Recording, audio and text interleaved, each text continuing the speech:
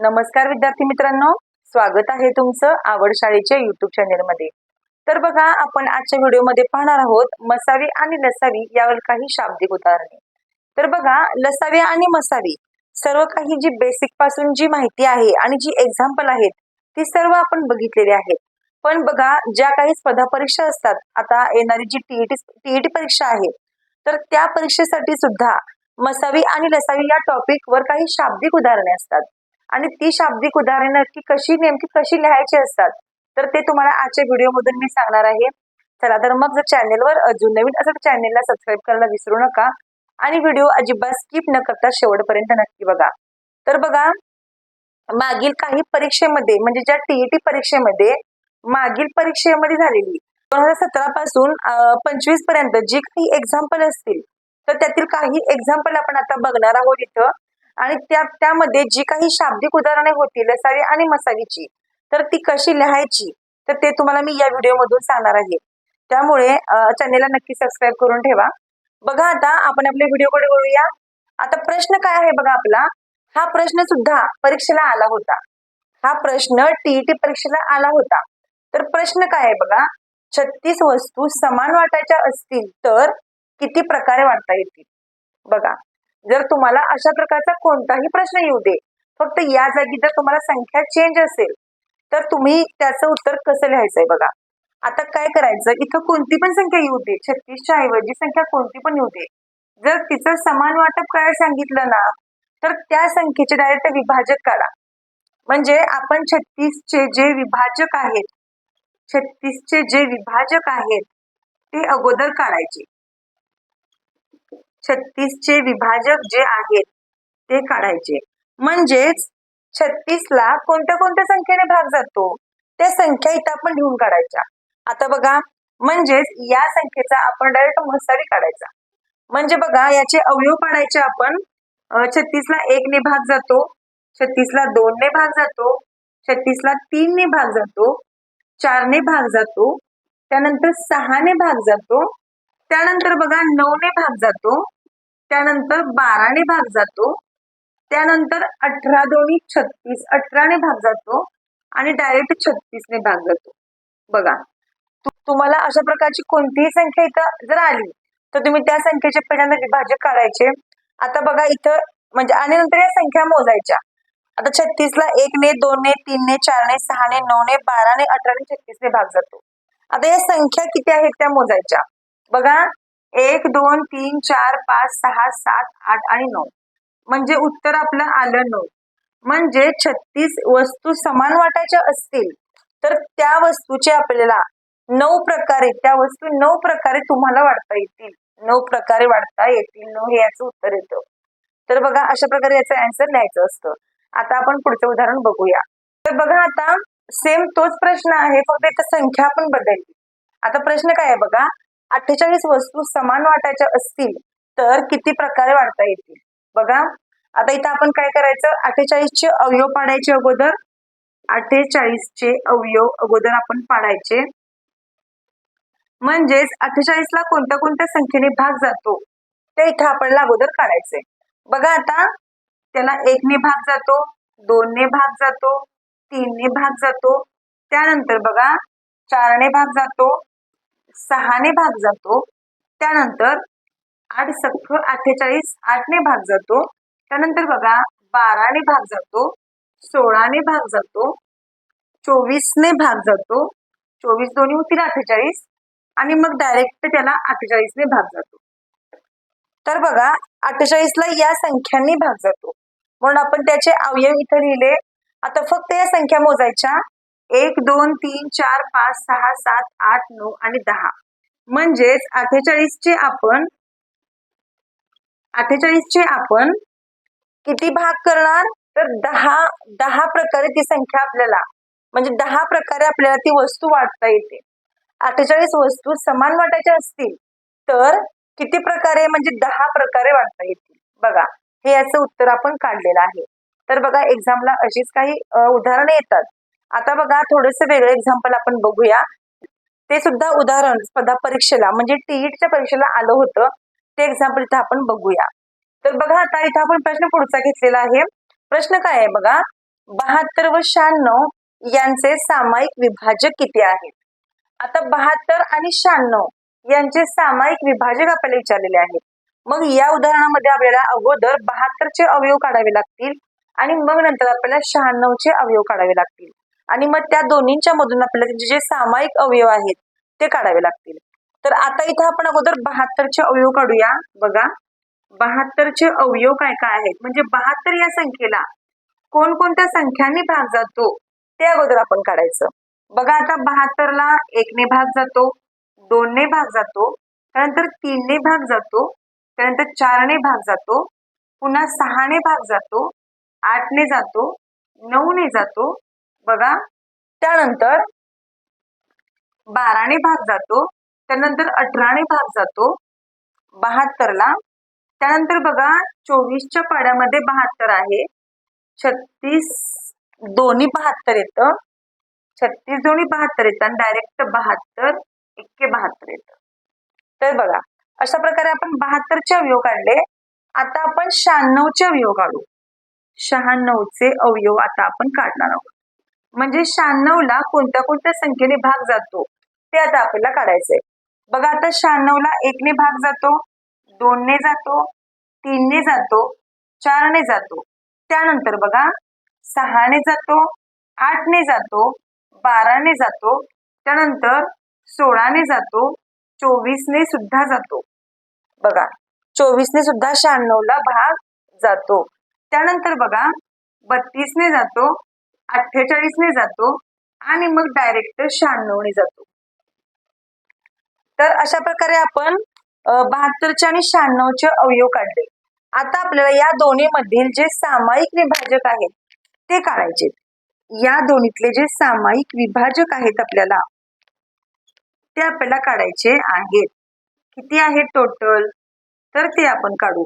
म्हणजे दोन्ही मध्ये कोणते सेम सेम आहेत, तर बघा आता इथं 1 आहे, इथं 1 घेऊया आपण, इथं 2 आहे, 2 घेऊया आपण. बघा आता या 1 काय कंपल्सरी असतो, तो आपण घेतला, 2 घेतला, इथं 3 आहे, इथं पण 3 आहे, इथं पण 3 आहे, घेतला, इथं पण 4 आहे, इथं पण 4 आहे. बघा इथं पण 6 आहे, इथं पण 6 आहे, इथं वरती 8 आहे, इथं 8 आहे. त्यानंतर बघा 9 नाहीये, इथं 12 आहे, इथं 12 आहे, बरोबर. आता 18 आहे, खाली 18 नाहीये, वरती 24 आहे, खाली 24 आहे. बघा आता इथं 36 नाहीये, 72 नाहीये. तर अशा प्रकारे हे आपण जे सामायिक विभाजक आहेत ते काढले. तर ते आपण किती आहेत मोजूया. 1 2 3 4 5 6 7 8 आहेत. म्हणजे सामायिक विभाजक एकूण 8 असणार आहेत. 8 आहेत. तर बघा जेव्हा तुम्हाला अशा प्रकारे सुद्धा प्रश्न येतो, आता फक्त काय होईल, संख्या चेंज होऊ शकतील, पण जर तुम्हाला असा प्रश्न आला तर तुम्ही त्या संख्येचे अगोदर अवयव पाडा आणि मग त्याप्रमाणे त्याचं उत्तर तुम्ही काढू शकता. आता आपण प्रश्न पुढचा बघूया. तर बघा आता इथं आपण प्रश्न घेतलेला आहे आणि तो सुद्धा प्रश्न मागील परीक्षेला आला होता. आता प्रश्न काय आहे बघा. एका टोपलीत काही फुले आहेत, त्यातील प्रत्येकी 12 फुलांचे हार बनवले तर 8 फुले उरतात, 14 फुलांचे हार बनवल्यास 10 फुले उरतात आणि 24 फुलांचे हार बनवल्यास 20 फुले उरतात. तर टोपलीत किती फुले आहेत, तर हे आपल्याला काढायचं आहे. आणि हे काढण्यापूर्वी आपल्याला समजलं पाहिजे की याचा लसावी काढायचा आहे की मसावी काढायचा आहे. तर बघा जेव्हा जेव्हा तुम्हाला तुमच्या एक्झामला कमीत कमी किंवा उरतील, जेव्हा तुम्हाला अशा संख्या येतील, किंवा लक्षात ठेवायचं जेव्हा इथं लहान संख्या असतात, तेव्हा काय करायचं, त्या संख्येचा लसावी काढायचा असतो आपल्याला. त्या संख्यांचा लसावी काढायचा असतो. लक्षात ठेवायचं जेव्हा जेव्हा उरतात किंवा कमीत कमी असे शब्द असतात तेव्हा जिथं आपल्याला त्या संख्यांचा लसावी काढायचा असतो. आता बघा काय करायचंय, आता आपण संख्यांचा अगोदर लसावी काढून घेऊया. बघा संख्या होत्या 12, त्यानंतर संख्या किती होती, 8 फुले 14, 12, 14 आणि 24, बरोबर. आता या संख्यांचा अगोदर आपण लसावी काढून घेऊया. लसावी काय येतो बघूया. तर बघा या संख्येला आपण 2 ने भाग देऊया. बे सख्ख 12, बे साती 14 आणि बे एक्के बे दोन्ही 4. आता बघा यातील कोणत्याही 2 संख्यांना भाग जातो, तर आपण 6ने भाग देऊया. 6 एक्के 6, 7 आहे तसं, आणि त्यानंतर साइन दोन्ही होतील 12. तर आता बघा आपण या संख्यांचा गुणाकार करूया. या ज्या संख्या आहेत उरलेल्या या संख्यांचा आपण गुणाकार करूया. बघा 2 गुणिले 6 गुणिले 1 गुणिले 7 गुणिले 2 या संख्यांचा आपल्याला गुणाकार करायचा आहे. तर बघा आता या संख्यांचा आपण गुणाकार करूया. बेस अख्ख 12, 12 एक्के 12, 12 सत्ते 84 होतील, आणि 84 दोन्ही होतील 168. किती होतील? 168. पण हे आपलं उत्तर असणार नाही बरं का, हे आपलं उत्तर असणार नाही. तर बघा जेव्हा जेव्हा तुम्हाला असा प्रश्न येतो, आता काय सांगितलं होतं, 12 फुलांचे हार बनवले तर 8 फुले उरतात. मग आता काय करायचं असतं, लसावी वजा साधारण फरक काढायचा असतो. साधारण फरक काढायचा असतो. जेव्हा तुम्हाला अशा प्रकारचे एक्झाम्पल येते तेव्हा लक्षात ठेवा. आता जेव्हा तुम्ही 12 मधून 8 मायनस करता तेव्हा 4 उरतं. त्यानंतर बघा जेव्हा तुम्ही 14 इथे 14 फुलांचे हार बनवल्यास 10 फुले उरतात. 12 14तून तुम्ही 10 मायनस केले तर 4 उरतात. आणि परत 24 मधून जेव्हा तुम्ही 20 मायनस करता तेव्हा पण 4 उरतात. म्हणजे यामधला जो साधारण फरक आहे तो किती आहे? 4चा आहे. म्हणजेच या 168 मधून वजा तुम्ही 4 करायचे. तुम्ही वजा 4 केलं पाहिजे, म्हणजेच तुमचं उत्तर येणार आहे 164.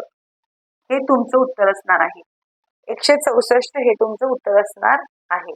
तर अशा प्रकारे जेव्हा तुम्हाला प्रश्न येतो तेव्हा तुम्ही सेम या प्रकारे लिहायचा आहे. जर तुम्हाला नसेल समजलं तर तुम्ही हा व्हिडिओ पुन्हा पुन्हा बघू शकता, आणि तुम्ही अशा प्रकारचा आणखी एक्झाम्पलचा सराव सुद्धा करू शकता. तर आता आपण एक्झाम्पल पुढचं घेऊया. तर बघा आता इथं प्रश्न आपण घेतलेला आहे, आणि प्रश्न काय आहे बघा, अशी मोठ्यात मोठी संख्या कोणती जिने 100ला भाग दिल्यावर बाकी 4 उरते, 120ला भाग दिल्यावर बाकी 6 उरते, 200ला भाग दिल्यावर बाकी 8 उरते, तर ती संख्या कोणती? तर बघा आता तुम्हाला मगाशीच मी सांगितलं होतं, जेव्हा कमीत कमी, लहानात लहान किंवा जिथं उरते वगैरे असे शब्द येतात तेव्हा तिथे तुम्हाला लसावी काढायचा असतो. पण जेव्हा मोठ्यात मोठी तुम्हाला जेव्हा हे लिहिलेलं असतं, बरोबर, जास्तीत जास्त तुम्हाला जेव्हा हे लिहिलेलं असतं तेव्हा तिथे नेहमी मसावी काढायचा असतो, हे लक्षात ठेवा. तर काय सांगितलं, 100ला भाग दिल्यावर बाकी 4 उरते, म्हणून आपण 100 मधून -4 करूया. संख्या इथे येईल 96. त्यानंतर बघा 120ला भाग 126ला भाग दिल्यानंतर बाकी 6 उरते, म्हणून आपण 126 मधून 6 मायनस करू. इथे 120 येईल, आणि त्यानंतर बघा 200ला भाग दिल्यावर बाकी 8 उरते, म्हणून आपण 200 मधून 8 मायनस करणार आहोत. तर इथे संख्या येते 192. आता जी उत्तरं आली त्यांचा आपण काढायचंय मसावी. बघा इथं 96 आहे, त्यानंतर 120 आहे, त्यानंतर 192 आहे. तर या तिन्ही संख्यांना कोणतरी एका संख्येने भाग जातो का ते बघायचं. या तिन्ही संख्यांना 12ने भाग जातो. बघा 12 एक्के, आता इथे 12 आपण घेतलं बरोबर, तर 12 8 होतील 96, 12 10 होतील 120. त्यानंतर बघा इथं 12 एक्के 12 आणि परत 7 उरतील, आणि 12 सक्क होतील 72, बरोबर. आता बघा या संख्यांना पुन्हा 2ने आपण भाग घालूया. 2 चोक 8, 2 पंचे 10 आणि 2 अठ्ठी होतील 16. बघा 2 अठ्ठी होतील 16. तर आता या तिन्ही संख्यांना कोणत्याही संख्येने भाग जात नाही. मग आपण काय करायचं, या दोन्ही संख्यांचा करायचा गुणाकार. तर बघा 12 दोन्ही होतील 24, म्हणजे याचं उत्तर येणार आहे 24. म्हणजे यांचा मसावी येणार आहे 24. मसावी किती येणार आहे? 24. तर ती संख्या असणार आहे 24. याचं उत्तर काय आहे? तर ती संख्या असणार आहे 24. तर अशा प्रकारे बघा याचं उत्तर आपण काढलेलं आहे. तर बघा काही एक्झाम्पल आपण आता घेतली, तर उरलेली जी काही एक्झाम्पल आहेत ती आपण पुढच्या व्हिडिओमध्ये घेणार आहोत. चला तर मग जर तुम्हाला व्हिडिओ आवडला असेल तर नक्कीच लाईक करा व्हिडिओला, कमेंट करून सांगा तुम्हाला हा व्हिडिओ कसा वाटला. चला तर मग आपण असंच भेटू आणखीन एका नवीन व्हिडिओ सोबत. तोपर्यंत धन्यवाद.